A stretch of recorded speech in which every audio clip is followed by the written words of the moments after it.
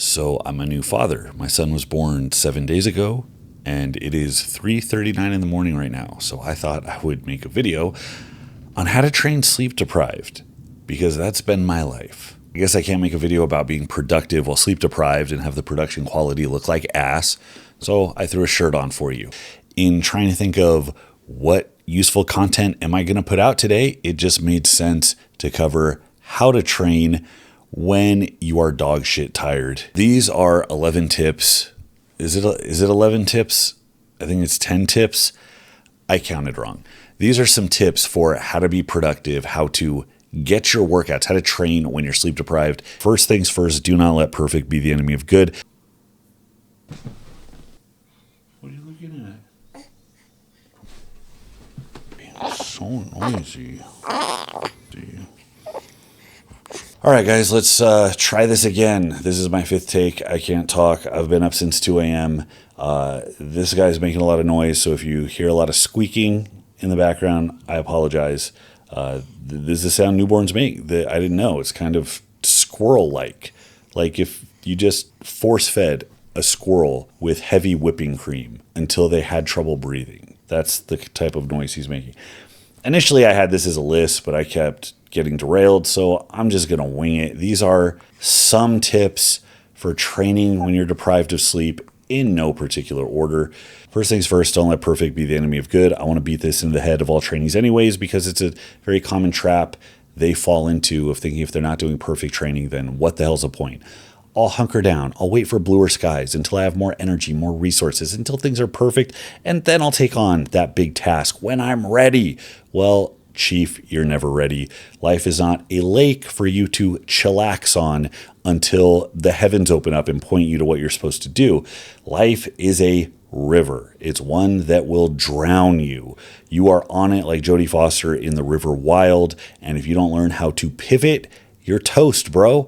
So learn how to make adjustments on the fly, learn how to deal with circumstances, and keep making steps forward. Know that you are not justified for taking your ball and going home because things were not perfect. It's one of the gripes I have with the wonderful field of exercise science, that the communication they have with the people at large by spamming the word optimal has kind of led people to think that this is a very important thing about training, where if it's not optimal, well, I'm losing growth. It's almost like I'm going to get negative gains if I'm not doing what's optimal. And that's completely backwards. This is you maintaining. This is you losing all your gains. Little bits of bullshit, lip service, effort, clear this gap. Just a little bit of work, like once a week with some amount of effort, is enough to maintain for a long period of time. So you're never justified in not doing some basic amount of work just to maintain. And then if you want to increase and see any amount of appreciable growth, similarly, it's just some bullshit effort. It's the big rocks. Good exercises, a couple times a week, some amount of effort, try to progress it. The rest doesn't really fucking matter unless you are like some topped out elite, peaked athlete, which none of you are. Don't talk to me about your genetic limits, all right? So you can actually grow in times of high distress. Forget about if it's optimal. Just do it. One foot in front of the other, you'll be better for it. There's no scenario where you're going to say, I'm better off for having just given up training altogether. You got to keep yourself physically strong, man. You got a newborn to take care of. You don't know when like some rabid otter is going to jump out of the lake and chase your toddler, and you got to use your muscles to subdue him. You don't know when those situations are going to arise. You got to stay ready. But seriously, mental, psychological strength, emotional regulation. It is very important to keep up on physical activity, especially if this is a hobby you enjoy, for your well-being. So I do not give you permission to quit, just like I do not give myself permission to quit, even though I really just want to put the barbell down and go take a nap. Get it done. You'll feel better for it. It doesn't have to be perfect. It just has to get done. Thing number 2, in that vein, recognize that energy and time are in short supply. If you're the type of person that loves volume, I know I love me some volume. Don't bank on marathon workouts like you're that dude and you're going to run through it. You're almost certainly not. Either you're going to be sleep deprived and the last 3/4 of the workout are going to be ass because you forced yourself through it and just went through the motions, and you would have been better off just getting the work in and recovering. Or you might even have a day where you're going to like give up 20 minutes in because it got that bad. And that's going to send you into a shame spiral. It's going to ruin your association with your workouts. You don't need that bullshit. You want to feel good about what you're doing. So deliberately plan your workout accordingly. Bank on shorter workouts. There's 2 ways I like to do it. In the past, I've done just barbell movements, more bang for the buck. I can do 2 barbell movements, top set for whatever the fuck I feel like, back off set for some reps, move on to the next thing. 15 minutes from warm up to the time I'm leaving. And there's some quality there. And then, of course, if you have more time, you can do some volume, do a couple of extra back off sets. You have that option. Although, if you work a 24-hour shift, or if you've gone, 5 days getting 6 hours of sleep total, like I did this week, getting under a heavy loaded barbell does not sound like fun whatsoever. So I don't blame you. You want to be able to have an option where you don't have to slap yourself in the face with a chalk-filled palm and blast Metallica or 5-figure death punch up to 5 billion decibels. So actually what I'm doing right now is using smaller movements that are easy to jump into, don't really require a workout, a little more isolation focus, and I can string more of them together. So instead of like a couple of barbell movements, I'll do like 10 cable or dumbbell movements, but I can run through them quickly, relatively high rep range, short rest periods, and it's easier for me to transition into it. It's a lower barrier to getting into it, which is a big bonus when you're dragging your ass to the gym. Just knowing that you can pick the weight up and go and not think twice about it.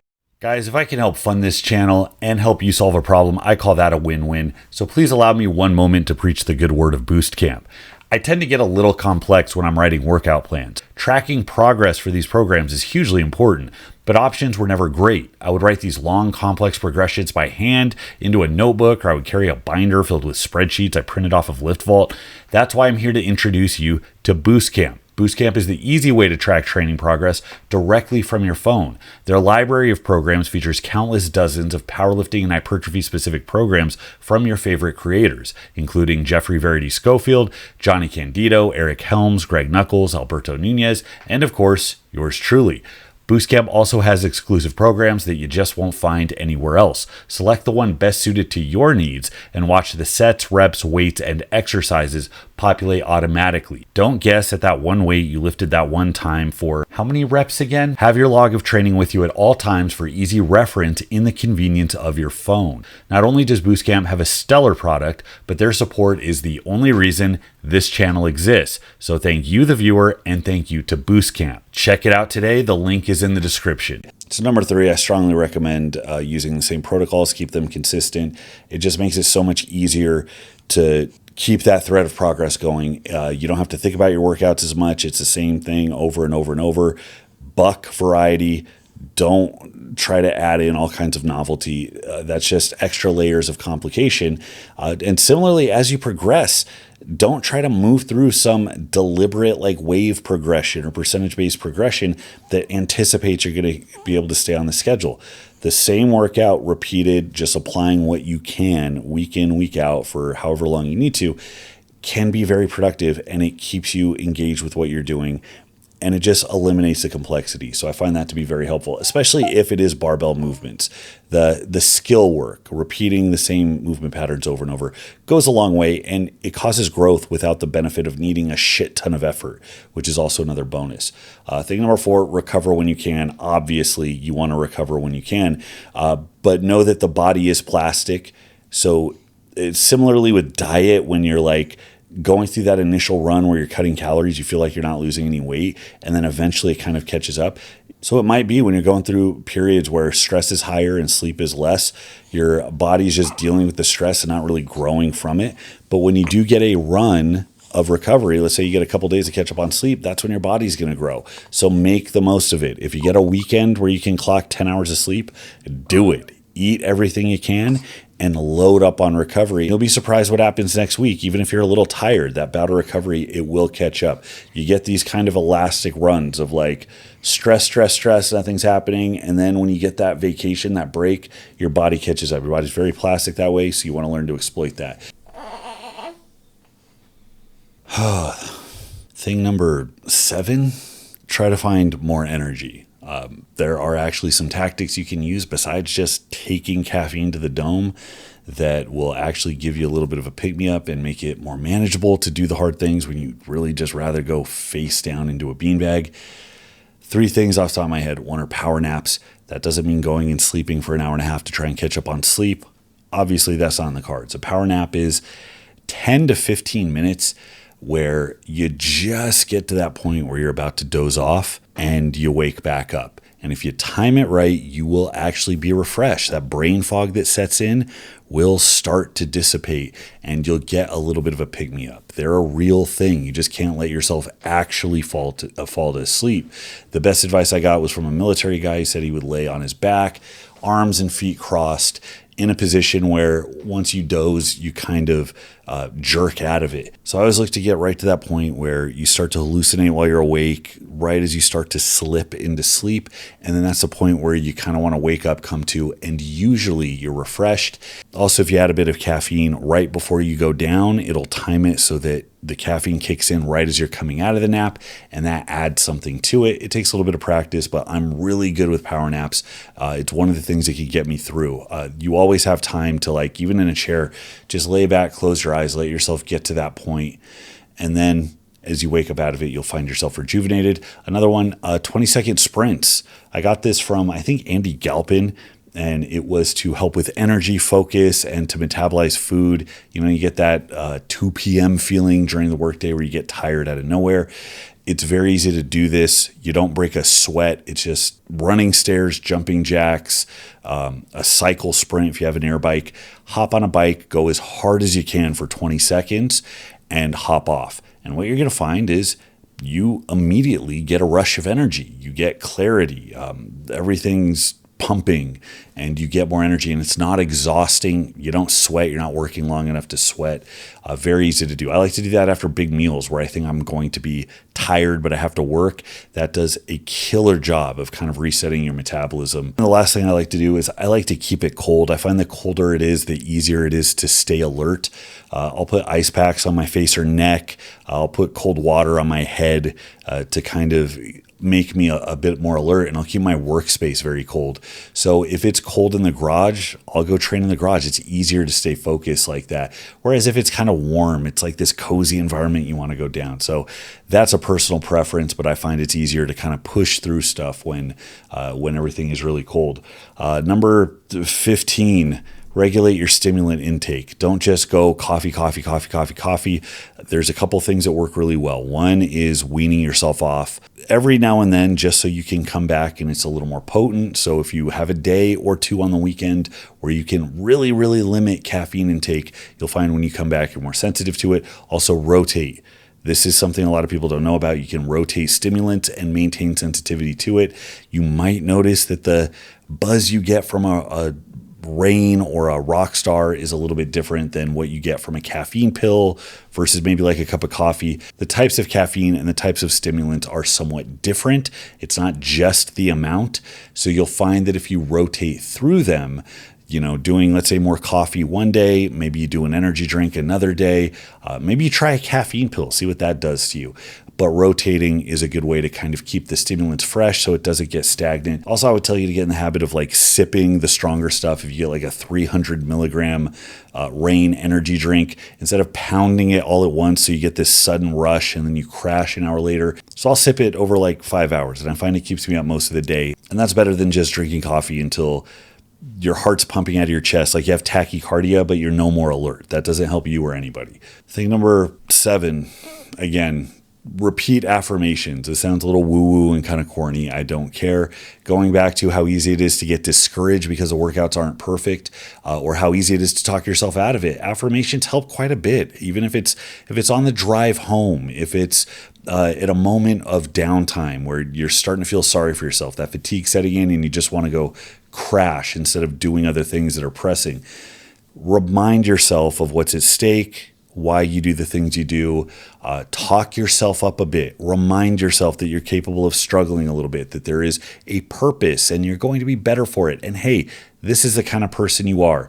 Crystallize your goals, keep them in your head, repeat it over and over and over, and you'll be surprised where you'll find that bit of motivation. The affirmations help quite a bit. It could be saying nice things about yourself, or maybe calling yourself a piece of shit. I don't know. Maybe that works for you. But just something that reorients your perspective so you don't just do the easy thing. It's a little bit of barrier that keeps you from just going and putting your face down in a pillow. There have been a couple times where I've been dead, and just by doing this a little bit, I start to get the adrenaline, the motivation. My hair stands on end, and I'm like, oh yeah, I got that thing I want to do that's more important to me than this sleep right now. And I find that helps quite a bit. A lot of this is psychological. I'm not even counting anymore. This last thing, have plan B workouts. I find this to be really important.